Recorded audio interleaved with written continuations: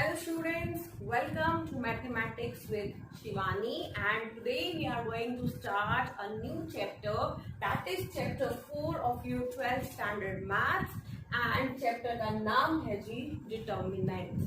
ठीक है, तो हम सारे इंपॉर्टेंट जितने मोस्ट कॉन्सेप्ट्स हैं डिटर्मिनेंट्स के वो इस लेक्चर में कवर करेंगे एंड नेक्स्ट लेक्चर में हम करेंगे हमारी एक्सरसाइज 4.1। ठीक, अब क्या है, स्टार्ट करते हैं हम with the definition of determinant. सबसे पहले ये जानते हैं कि डिटर्मिनेंट होता क्या है। अब ध्यान से सुनिए, to every square matrix we can assign a value, real और कॉम्प्लेक्स, जिसको हम बोलते हैं determinant, which is called the determinant of that square matrix. क्या बोला मैंने, हर एक स्क्वायर मैट्रिक्स को हम एक फिक्स्ड वैल्यू दे सकते हैं, चाहे वो रियल भी हो सकती है, कॉम्प्लेक्स भी हो सकती है वो वैल्यू, एंड उस वैल्यू को, उस फिक्स्ड वैल्यू को हम बोलते हैं डिटर्मिनेंट। ठीक है, तो एक चीज जो बहुत इंपॉर्टेंट बोल दी मैंने इस लाइन में वो थी स्क्वायर मैट्रिक्स। इसका मतलब हर एक मैट्रिक्स का तो डिटर्मिनेंट बिल्कुल भी एग्जिस्ट नहीं करता बच्चों। कौन सी मैट्रिक्स का डिटर्मिनेंट एग्जिस्ट करेगा, सिर्फ और सिर्फ स्क्वायर मैट्रिक्स का। ठीक है, एंड सेकंड देखिए डिटर्मिनेंट को डिनोट कैसे करते हैं। अगर मेरे पास कोई मैट्रिक्स है ए, तो उसका डिटर्मिनेंट में ऐसे डिनोट करूंगी। अब ये क्या है बच्चों, this is not mod of A. ठीक है, कंफ्यूज मत होइए, ये मॉड ऑफ ए नहीं है, this is determinant of the matrix A matrix का डिटर्मिनेंट है। ठीक है, अब ये तो मैंने बोल दिया कि जो डिटर्मिनेंट होता है that is a fixed value assigned to a square matrix. But निकालते कैसे हैं वो फिक्स्ड वैल्यू, कैसे निकालेंगे? तो दो केस आ जाएंगे जो आपको करने की जरूरत है, वो है determinant of 2x2 matrices and 3x3 matrices. इससे हायर लेवल के जो डिटर्मिनेंट्स हैं वो तो आपको आने नहीं वाले। तो हम पढ़ लेते हैं कि भाई 2x2 और 3x3 मैट्रिसेस जो हैं उनका डिटर्मिनेंट हम कैसे निकालेंगे। देखो जो 2x2 मैट्रिसेस है ना बेटा, उनका डिटर्मिनेंट निकालने का तरीका तो बहुत इजी है। क्या है वो, मैं एग्जाम्पल से समझाती हूँ। सपोज मेरे पास कोई मैट्रिक्स है ए, जिसकी वैल्यूज है सपोज 1 2 0 3। ठीक है, तो जब मैंने इस मैट्रिक्स का डिटर्मिनेंट निकालना है तो उसकी वैल्यू कैसे फाइंड करूंगी, जैसे आप क्रॉस मल्टीप्लिकेशन करते थे ना वैसे ही 1 को मल्टीप्लाई कर देंगे 3 के साथ, 0 को 2 के साथ, ये आ जाएगा 1 इंटू 3, बीच में आएगा माइनस। ठीक है, माइनस 0 इंटू 2, तो ये आ गया 3 minus 0 which is equal to 3। समझ में आया? तो 2x2 2x2 मैट्रिसेस जो है उनका डिटर्मिनेंट निकालना तो कोई प्रॉब्लमेटिक है नहीं, वो तो इजीली निकल जाएगा। ठीक, नेक्स्ट जो है वो है 3x3 मैट्रिसेस, इनका डिटर्मिनेंट भाई कैसे निकालेंगे। ठीक है, अब ये हम देखते हैं किस तरह से निकलेगा। अब इसको भी एग्जाम्पल से समझते हैं। अच्छा, एग्जाम्पल समझने से पहले एक इंपॉर्टेंट चीज, आप पहले साइंस देख लीजिए, plus minus plus minus plus minus plus minus plus, ये साइंस है जो हमने 3x3 जो मैट्रिक्स है उसके एलिमेंट्स को असाइन करने हैं। बट कहाँ करने हैं, क्यों करने हैं, कैसे करने हैं, वो हम अभी देखेंगे। मान लीजिए मेरे पास कोई 3x3 मैट्रिक्स है ए, ठीक है, और उसकी वैल्यूज कुछ भी हम ले लेते हैं, सपोज 2 1 3 0 5 1 0 2, या यहाँ पे 0 लेते हैं, 5 0 2 0 2। ठीक है, जब मैंने इसका डिटर्मिनेंट निकालना है तो मैं कैसे निकालूंगी। सबसे पहले तो साइंस देखिए, डिटर्मिनेंट बेटा आप किसी भी रो से या किसी भी कॉलम से फाइंड कर सकते हैं, मतलब कोई भी रो या कोई भी कॉलम। अभी फिलहाल मैं एक एग्जांपल में आपको फर्स्ट रो से डिटर्मिनेंट फाइंड करके बताती हूँ। ठीक है, अब फर्स्ट रो के जो एलिमेंट्स हैं वो हैं 2 1 3। अब इनके साइंस क्या है देखो, प्लस, तो 2 का हम साइन लेंगे प्लस, जब इसका डिटर्मिनेंट लेना है 2 प्लस का आ जाएगा। अब उसके बाद क्या करना है देखो, 2 जब प्लस का आ गया, इसके बाद हम क्या करेंगे, 2 की रो और कॉलम को हम बिल्कुल कैंसिल कर देंगे।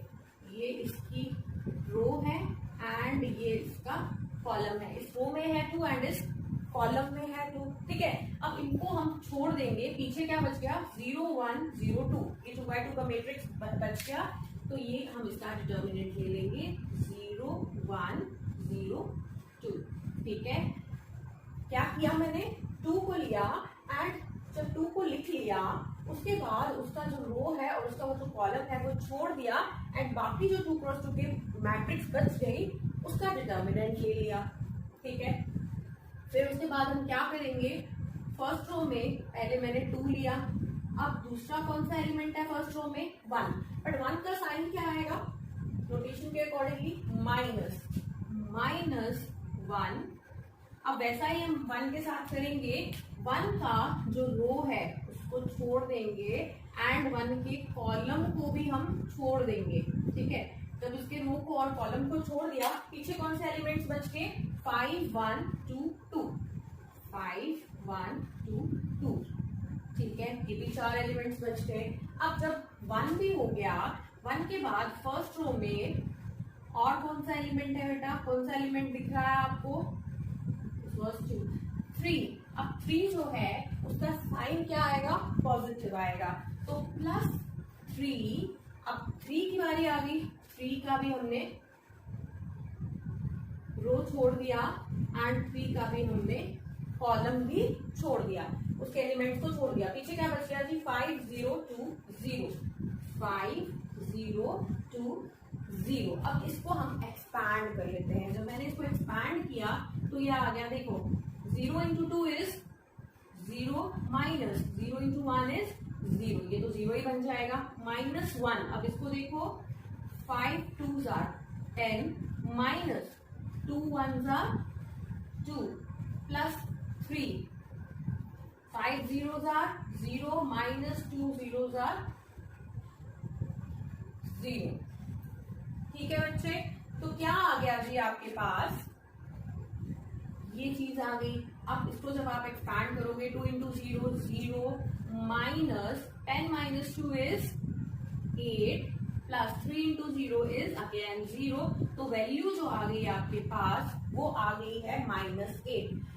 कंफ्यूज नहीं होइए, पॉजिटिव वैल्यू भी आ सकती है, नेगेटिव। मैंने बोला कोई भी रियल नंबर, कोई भी कॉम्प्लेक्स नंबर जो है वो डिटर्मिनेंट की वैल्यू आ सकती है। हाँ, कॉम्प्लेक्स वैल्यू तभी आएंगी जब बीच में कोई कॉम्प्लेक्स नंबर होगा, बट अदरवाइज जो -8 है देखो वो रियल नंबर है, तो ये इस डिटर्मिनेंट की क्या है, वैल्यू आ गई है हमारे पास।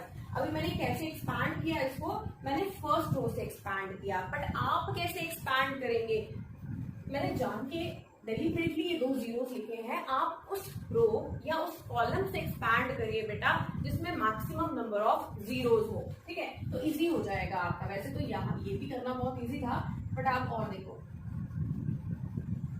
अब मैं क्या करती हूँ आपको एक्सप्लेन करने के लिए, फर्स्ट रो से हमने कर लिया और मैंने बोला है किसी भी रो या किसी भी कॉलम से आप एक्सपैंड कर सकते हो, ठीक है। तो अब मैं क्या कर रही हूँ, मुझे दिख रहा है कि मैक्सिमम नंबर ऑफ जीरोस जो है वो तो मेरे पास सेकंड कॉलम में है, ठीक। तो मैं सेकंड कॉलम से एक्सपैंड कर देती हूँ। जब सेकंड कॉलम से एक्सपैंड करेंगे तो देखो सेकंड कॉलम के एलिमेंट्स है एक 1 एक 0 और एक फिर से 0। 1 कौन सा आएगा, 1 का साइन क्या आएगा, माइनस, क्या आ गया जी, -1। अब 1 का मुझे क्या करना है, रो को छोड़ देना है एंड 1 के कॉलम को भी छोड़ देना है, तो पीछे क्या बच गया, 5 1 2 2, ठीक है। एंड बाकी जो एलिमेंट्स है ना बेटा इस कॉलम में वो सारे 0 हैं। हम जब 0 से मल्टीप्लाई करते हैं किसी चीज को तो हमेशा 0 ही बन जाती है ना, तो आगे हमें जो 0 वाले होते हैं ना उसकी वैल्यू हमेशा 0 ही बनने वाली है। अब देखिए ये 0 है, ये अब इसका साइन क्या आएगा, +0। ये तो आपको अगर लॉन्ग आंसर में आएगा तो आप 0 से भी एक्सपैंड करके देखेंगे, बट अगर ऑब्जेक्टिव में आ जाए, शॉर्ट आंसर में आ जाए, तो आपको जीरो वाला तो एक्सपैंड करने की जरूरत ही नहीं है, क्योंकि जो भी डिटर्मिनेंट आएगा 2/2 उसको जीरो से मल्टीप्लाई करोगे फिर से जीरो आ जाएगा। ठीक, तो जीरो इंटू, अब मैंने क्या करना है, ये वाला जीरो है, इसकी रो ये है और इसका कॉलम ये है। ठीक है, तो पीछे एलिमेंट्स क्या बच गए, 2 3 2 2। ठीक है, एंड फिर उसके बाद फिर क्या आ जाएगा मेरे पास, फिर बताइए सेकेंड कॉलम में और कौन सा एलिमेंट बचा, 1 भी हो गया, 0 भी हो गया, अब बच गया ये वाला जीरो। अब ये वाले जीरो का जो साइन है वो माइनस है। अब जीरो का क्या साइन है उससे कोई फर्क नहीं पड़ता, बट अगर यहाँ जीरो के अलावा और कोई एलिमेंट होता तो क्या बनता हमारे पास, तो हमें ये साइंस की जरूरत पड़ती। जीरो से तो मल्टीप्लाई करके फिर से ही जीरो बनने वाला है। ठीक है, अब जीरो है, इसकी रो को छोड़ दो एंड इसके कॉलम को छोड़ देंगे, तो हमारे पास एलिमेंट्स बचेंगे 2 3 5 1 2 3 5 1। ठीक है, अब यहाँ पे क्या आ जाएगा मेरे पास, minus 5 2s are 10 10 minus 2 1s are 2। अब 0 इंटू ये जो हो जाएगा ये 0 होगा, माइनस 0 इंटू ये जो भी होगा ये भी 0 होगा, तो ये आ गया माइनस 10 माइनस 2 इज 8। फिर से जो वैल्यू है आपकी आ गई -8। आप किसी भी रो से या किसी भी कॉलम से एक्सपैंड करिए, आपके पास वही वैल्यू आएगी, क्योंकि मैंने क्या बताया स्टार्टिंग में, फिक्स्ड वैल्यू होती है। हर एक स्क्वायर मैट्रिक्स का जो डिटर्मिनेंट है उसकी फिक्स्ड वैल्यू होती है, वो चेंज नहीं होती। ठीक है, किसी भी रो से आप एक्सपैंड करिए या किसी भी कॉलम से आप डिटर्मिनेंट की वैल्यू फाइंड करिए, उससे कोई फर्क नहीं पड़ने वाला। समझ में आ गया कैसे एक्सपैंड करना है हमने मैट्रिसेस को, के डिटर्मिनेंट को किस तरह से फाइंड करना है। देख सकते हैं आप एक बार क्या किया मैंने,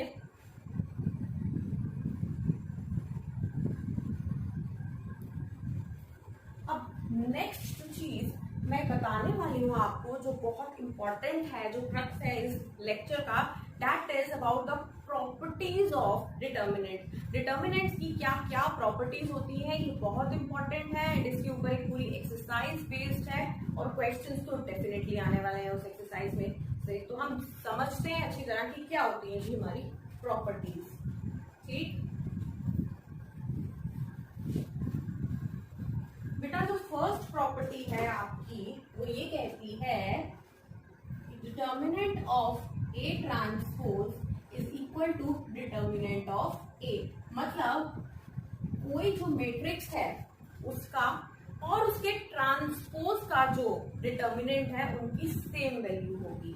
देखो फॉर एग्जांपल अगर मैं एक मैट्रिक्स ले लूं 3 7 8 2, ठीक है, इसका जो डिटर्मिनेंट है उसकी वैल्यू क्या आ गई, 3 2s are 6 minus 8 7s are 56, तो ये आ गया जी -50। ये मैट्रिक्स था मेरे पास। ठीक है, इसको सपोज ए मैट्रिक्स मान लेती हूँ। अब ए का जो ट्रांसपोज है उसका डिटर्मिनेंट लेके देखते हैं। ए का जो ट्रांसपोज है वो क्या बन जाएगा, 3 7 8 2। ठीक है, अब इसका डिटर्मिनेंट क्या बना, again 3 2s are 6 and 8 7s are 56, तो ये फिर से आ गया जी आपका -50। तो किसी भी मैट्रिक्स का और उसके ट्रांसपोज का जो डिटर्मिनेंट की वैल्यू होती है वो सेम होती है। This is our first property. ठीक है, ये फर्स्ट प्रॉपर्टी है जी हमारी। दूसरा जो है देखिए आप लोगों ने, दूसरी जो प्रॉपर्टी है वो क्या है, दूसरी प्रॉपर्टी क्या कहती है, दूसरी प्रॉपर्टी हमारी ये कहती है कि इफ एनी टू रोज और any two columns of a determinant are interchanged, मतलब डिटर्मिनेंट में जो उसके रोज है किसी मैट्रिक्स का, जब आपने डिटर्मिनेंट फाइंड करना है तो अगर आप दो रोज को इंटरचेंज कर लेते हो, अदला बदली कर लेते हो, या दो कॉलम्स को इंटरचेंज कर लेते हो, तो क्या होगा, डिटर्मिनेंट की वैल्यू में क्या फर्क पड़ेगा, क्या फर्क पड़ेगा बेटा, डिटर्मिनेंट की वैल्यू में एक माइनस आ जाएगा बस। ठीक है, अब देखो फॉर एग्जाम्पल अगर मैं बोलूं मेरे पास एक मैट्रिक्स है 3 2 6 5 1 0 एंड 2 1 2, सपोज ये मेरे पास एक मैट्रिक्स है। अब मैं क्या कर सकती हूँ, अगर मैं इनकी कोई दो रोज को इंटरचेंज कर दूं, सपोज मैं फर्स्ट रो की जगह लिखी हूँ third row and third row की जगह लिख लूं फर्स्ट रो। अगर मैं इंटरचेंज करूं, ये रो यहाँ पे चली जाए एंड ये वाली रो जो है यहाँ पे आ जाए, तो मेरे पास क्या आ जाएगा 2 1 2 एंड 5 1 0 3 2 6। इसका डिटर्मिनेंट फाइंड करेंगे। सपोज मैं मान लेती हूँ अगर इसका डिटर्मिनेंट p आ गया तो इसका डिटर्मिनेंट क्या आएगा, इसका डिटर्मिनेंट आ जाएगा जी -p।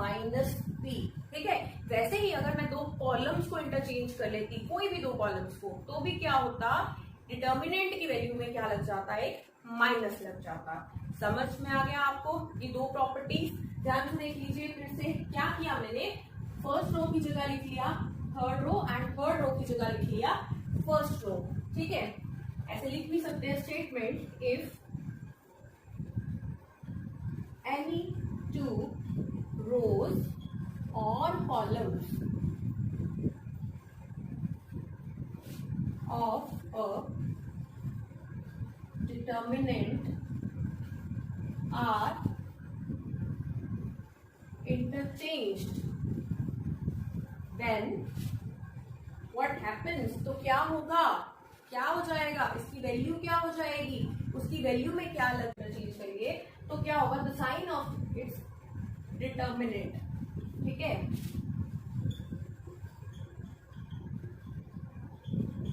Gets changed. ठीक है, मेरे पास कोई मैट्रिक्स थी, अब मैंने उसकी कोई दो रोज को या कोई दो कॉलम्स को इंटरचेंज कर दिया, तो मैट्रिक्स की डिटर्मिनेंट में क्या फर्क आएगा, डिटर्मिनेंट की वैल्यू में एक माइनस लग जाएगा, जो मैंने आपको एक्सप्लेन करके बता दिया। एक बार आप फिर से देख सकते हैं कि क्या है ये। ठीक है, अब जब सेकंड प्रॉपर्टी आपको समझ में आ गई, ध्यान से समझिए बेटा, सारी प्रॉपर्टीज ये बहुत बहुत इंपॉर्टेंट है। ठीक है, थर्ड प्रॉपर्टी क्या है आपकी,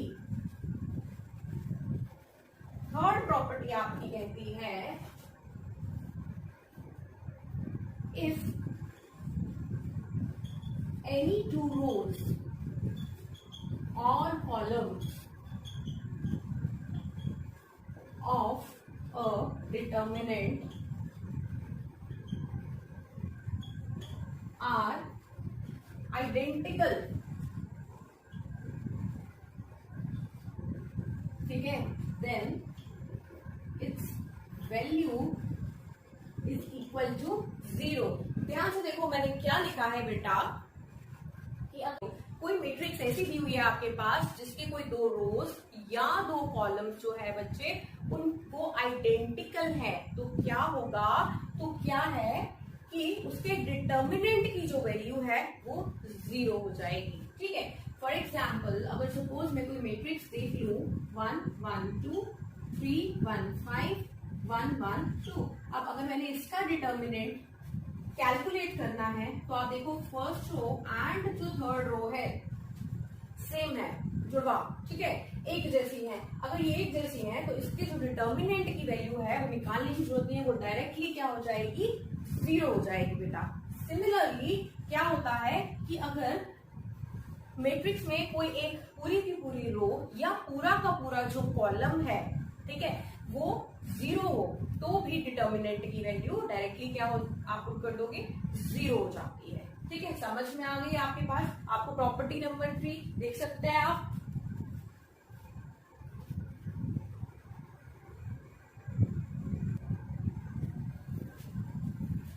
ठीक है बच्चे, समझ में आ गया। तो थर्ड प्रॉपर्टी तो आपकी ये कहती है कि अगर आपके क्या हो जाए, कोई भी दो रोज या दो कॉलम्स जो है वो आइडेंटिकल हो जाए तो डिटर्मिनेंट की जो वैल्यू है वो 0 हो जाएगी। अब फोर्थ प्रॉपर्टी क्या कहती है, फोर्थ प्रॉपर्टी कहती है कि इफ इन एनी रो और any column the elements can be written as sum of two elements, ठीक है, then the determinant can be written as a sum of two different determinants। जैसे समझिए क्या है, मेरे पास अगर एक डिटर्मिनेंट है जिसमें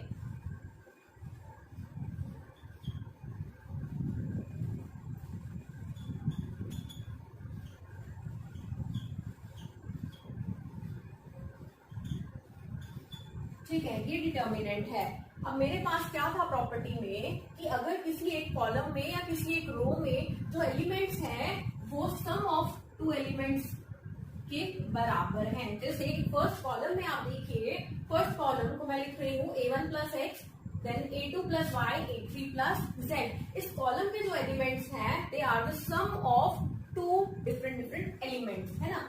तो इस मैट्रिक्स इस डिटर्मिनेंट को मैं ब्रेक कर सकती हूँ इनटू टू डिटर्मिनेंट्स। क्या बन जाएगा, पहला आ जाएगा a1, a2, a3,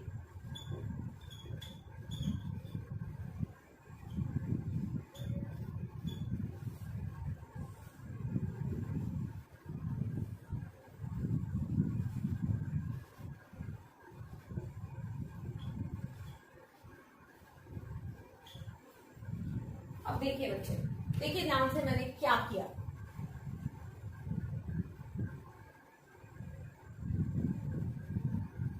ठीक है, इसमें क्या था कि फर्स्ट कॉलम को, ठीक है, फर्स्ट कॉलम के जो एलिमेंट्स हैं they can be written as a sum of two different terms सारे।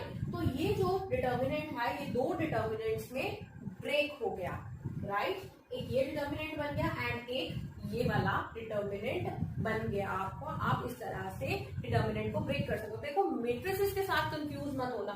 मैट्रिक्स को हम ऐड जब करते थे या जब हम उनको स्प्लिट करते थे तो कैसे होता था।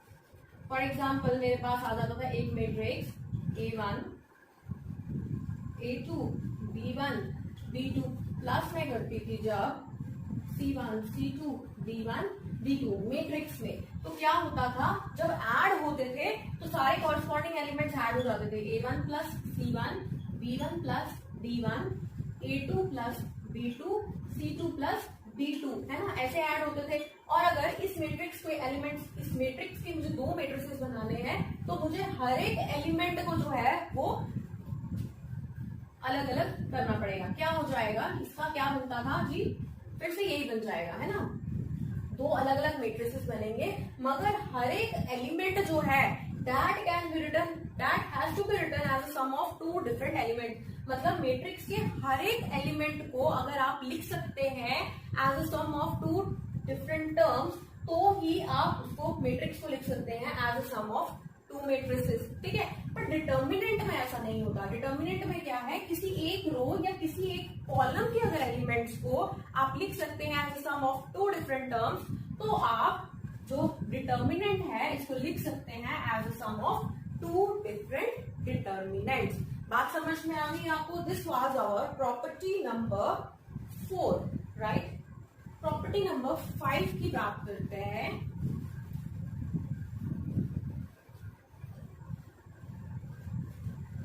अगर मैं प्रॉपर्टी नंबर 5 की बात करूं बच्चों, तो प्रॉपर्टी नंबर 5 क्या कहती है मेरी, 5 कहती है कि if every element of any row और any column of a determinant is multiplied by some constant. मतलब अगर मैं डिटर्मिनेंट के किसी एक रो या किसी एक कॉलम के हर एक एलिमेंट को किसी कांस्टेंट से मल्टीप्लाई कर दूं तो वो डिटर्मिनेंट जो है वो भी उस कांस्टेंट से मल्टीप्लाई हो जाएगा।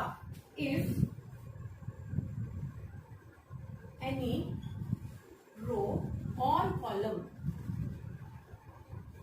Of a determinant is multiplied by some constant, then the determinant is also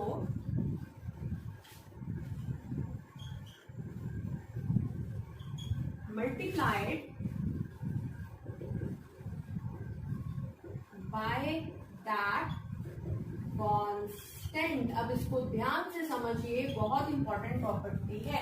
if any row और column of a determinant is multiplied by some constant then the determinant is also multiplied by that constant. For example suppose एक determinant मैं ले लेती हूँ 2, 3, 5, 1, 1, 3 and 8, 7, 6। मान लीजिए ये matrix का डिटर्मिनेंट है, ये डिटर्मिनेंट है मेरे पास 3 by 3 मैट्रिक्स का जो है।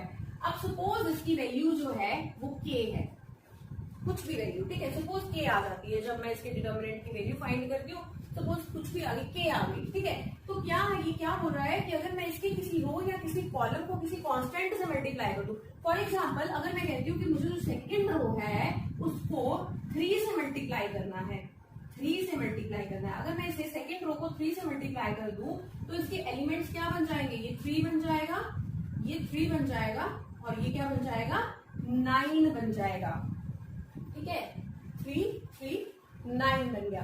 तो जो इसका डिटर्मिनेंट है उसमें भी क्या मल्टीप्लाई हो जाएगा बेटा, 3 मल्टीप्लाई हो जाएगा। क्यों, क्योंकि सेकेंड रो को मैंने पूरी की पूरी रो को 3 से मल्टीप्लाई कर दिया, तो डिटर्मिनेंट जो है वो भी 3 से उसकी वैल्यू मल्टीप्लाई हो गई। जरूरी नहीं सेकेंड रो, किसी भी रो को, किसी भी रो या किसी भी कॉलम में अगर पूरी की पूरी रो या पूरे के पूरे कॉलम में अगर कोई कांस्टेंट हम मल्टीप्लाई कर देते हैं तो डिटर्मिनेंट की वैल्यू में भी वो कांस्टेंट मल्टीप्लाई हो जाता है, ठीक है, समझ में आया। अब एक जरूरी बात, मैट्रिसेस में हम क्या करते थे, स्केलर मल्टीप्लिकेशन याद करिए। सपोज अगर कोई मैट्रिक्स थी मेरे पास 2 5 3 6, मान लीजिए 2x2 मैट्रिक्स या 3x3 भी ले सकते हैं, अगर मुझे उसमें 3 मल्टीप्लाई करना है तो स्केलर अंदर जाता था, हर एक एलिमेंट के साथ मल्टीप्लाई हो जाता था, है ना, ये अंदर जाएगा एंड सारे के सारे एलिमेंट्स में मल्टीप्लाई हो जाता था।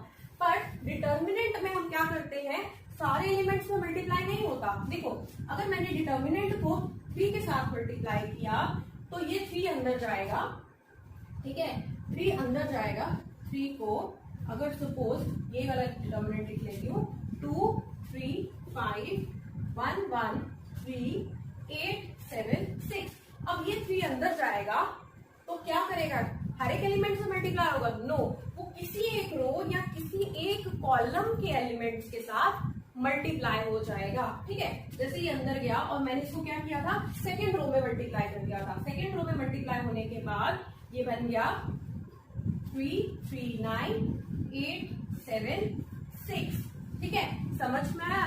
और वैसे ही अगर किसी रो या किसी कॉलम में कोई एलिमेंट कॉमन आता है, किसी एक रो में या किसी एक कॉलम में कोई एलिमेंट कॉमन आ जाता है, जैसे 2 4 6 1 3 2 0 5 1, ये है, ठीक है। अब इसमें एक एलिमेंट फर्स्ट रो में देखो 2 कॉमन ले सकते हैं हम, अगर मैं इसे 2 कॉमन ले लूं तो ये बन जाएगा, यहाँ पे 1, यहाँ पे 2, यहाँ पे 3, है ना, फर्स्ट रो में 2 कॉमन है। जब ये 2 बाहर निकलेगा तो कैसे निकालेंगे, किसी भी रो या किसी भी कॉलम से हम जो कॉमन वाला एलिमेंट है वो बाहर निकाल सकते हैं डिटर्मिनेंट के। सारे एलिमेंट्स में कॉमन नहीं होना चाहिए एलिमेंट, किसी भी एक रो या किसी भी एक कॉलम के एलिमेंट्स में अगर कॉमन है कोई एलिमेंट तो उसको आप बाहर निकाल सकते हो। इसमें डिफरेंस है with respect to matrices. Matrices में क्या होता था, कोई स्केलर कोई कांस्टेंट अंदर गया, मैट्रिक्स के सभी एलिमेंट्स में मल्टीप्लाई होगा, एंड अगर कॉमन लेना है तो पूरी की पूरी मैट्रिक्स के सारे रो सारे कॉलम्स को देखना पड़ेगा, क्या कोई एलिमेंट है जो कॉमन है तो उसको आप बाहर ले सकते हो। पर डिटर्मिनेंट में क्या होता है, अंदर जाएगा तो सारे डिटर्मिनेंट से मल्टीप्लाई नहीं होगा, किसी एक रो में या किसी एक कॉलम में मल्टीप्लाई होगा, एंड अगर बाहर लेना है तो कौन सा कॉमन वाला एलिमेंट लोगे, कोई एलिमेंट जो पूरी किसी रो में या किसी कॉलम में कॉमन है उसको आप बाहर ले सकते हो। So this was our property number 5। अब प्रॉपर्टी नंबर 6 क्या कहती है बेटा,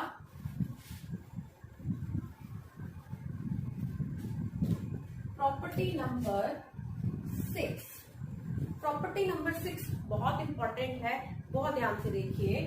आप क्या कर सकते हो, किसी भी एक रो में स्केलर टाइम्स दूसरी रो ऐड कर सकते हो, या किसी भी एक कॉलम में स्केलर टाइम्स दूसरा कॉलम ऐड कर सकते हो, उससे डिटर्मिनेंट की वैल्यू में कोई भी फर्क नहीं पड़ेगा।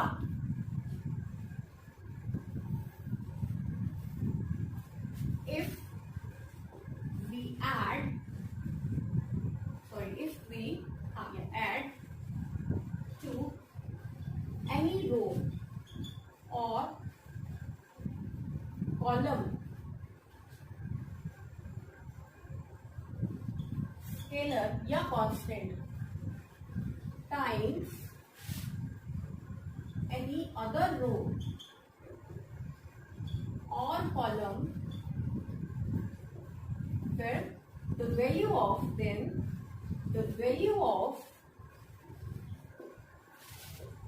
the determinant remains unchanged.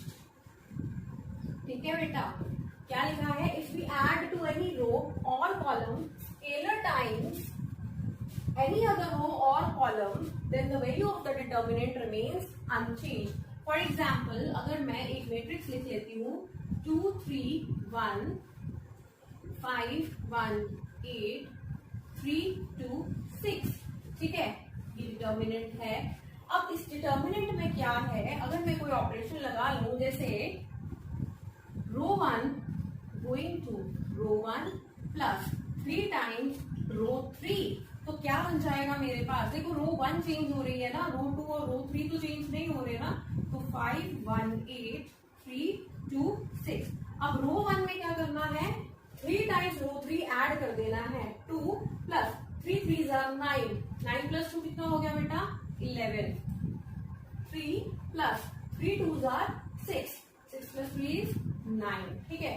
1 plus 3 6 18, 18 plus 1 कितना हो गया? 19, ठीक है. अब ये जो डिटर्मिनेंट है, ये डिटर्मिनेंट निकालो या ये डिटर्मिनेंट निकालो, उसमें कोई फर्क नहीं आएगा. इसकी और इसकी वैल्यू जो है डिटर्मिनेंट की, दोनों की वो सेम होगी. वैसे ही कॉलम में अगर हम करें, अगर मैं कॉलम में करती हूँ ऐड, कोई भी ऑपरेशन ले लेते हैं. For example column 2 going to, चलिए लिख लेते हैं कॉलम 2 प्लस कॉलम 1, ठीक है. तो क्या बन जाएगा? कॉलम 2 चेंज हो रहा है, 2 5 3 1 8 6. कॉलम 1 एंड कॉलम 3 वैसे का वैसा लिख लिया. कॉलम 2 को चेंज करना है. कॉलम 2 में क्या ऐड करना है? Column 1. 3 plus 2 is 5, 1 plus 5 is 6, 2 plus 3 is again 5, ठीक है. तो ये जो डिटर्मिनेंट है एंड ये जो डिटर्मिनेंट है, वो दोनों की वैल्यू क्या है? सेम है, ठीक है. क्योंकि मैंने क्या किया, कॉलम में स्केलर क्या है? यहाँ पे 1 है. स्केलर टाइम्स दूसरा कॉलम जो है वो ऐड कर दिया. तो डिटर्मिनेंट की वैल्यू में बच्चे कोई भी फर्क नहीं आने वाला. तो ये थी हमारी प्रॉपर्टीज ऑफ डिटर्मिनेंट्स, ठीक है. एंड अच्छा, एक और चीज मैंने आपको ये बताया कि 2x2 और 3x3 जो मेट्रिसेस हैं, उनके डिटर्मिनेंट्स हम कैसे फाइंड करेंगे. तो आप मुझे ये भी पूछ सकते हैं ना कि 1/1 जो मैट्रिक्स है उसका डिटर्मिनेंट क्या होगा. वो हमारा मिस हो गया. अगर सपोज कोई मेरे पास 1/1 मैट्रिक्स है A, उसके अंदर है एलिमेंट 5, तो इसके डिटर्मिनेंट की वैल्यू भी जो है बेटा वो 5 ही हो, ठीक है. ये मिस हो गया था.